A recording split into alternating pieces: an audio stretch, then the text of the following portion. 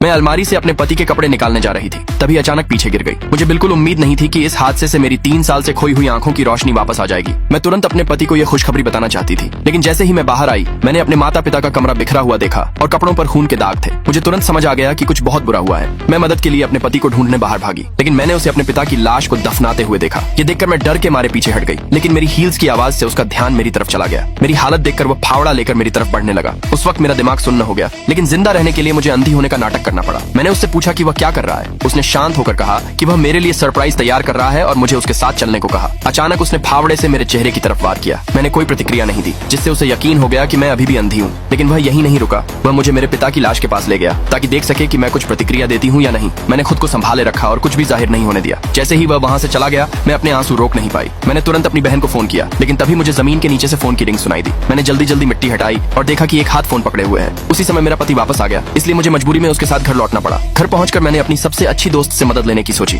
लेकिन मुझे पता चला कि उसका मेरे पति के साथ अफेयर चल रहा है। मैंने कसम खाई कि मैं दोनों को इसकी सजा दूंगी। अचानक मेरी आवाज से वे दोनों सतर्क हो गए और लिविंग रूम में आ गए। मैंने अपनी दोस्त को फायर प्लेस के पास खड़ा देखा और उसे जोर से धक्का दे दिया। उसका हाथ तुरंत जल गया और वह दर्द से चिल्लाने लगी। मेरा पति उसे तुरंत अस्पताल ले गया। जैसे ही वे गए, मैंने तुरंत पुलिस एनफोर्समेंट टीम को कॉल किया और बताया कि मेरे पिता की लाश बड़े पेड़ के नीचे दबी हुई है। तभी मेरा पति वापस लौट आया, क्योंकि उसे डर था कि सच सामने आ जाएगा। वह दरवाजा तोड़ने लगा और मुझे खोलने के लिए चिल्लाने लगा। मैंने पुलिस से जल्दी करने की गुहार लगाई। आखिरकार मेरा पति दरवाजा तोड़कर अंदर घुस गया, लेकिन जैसे ही वह मुझ पर हमला करने वाला था, पुलिस ने चिल्लाकर कहा, हमें लाश मिल गई है। अगले भाग के लिए नीचे कमेंट में यस लिखें।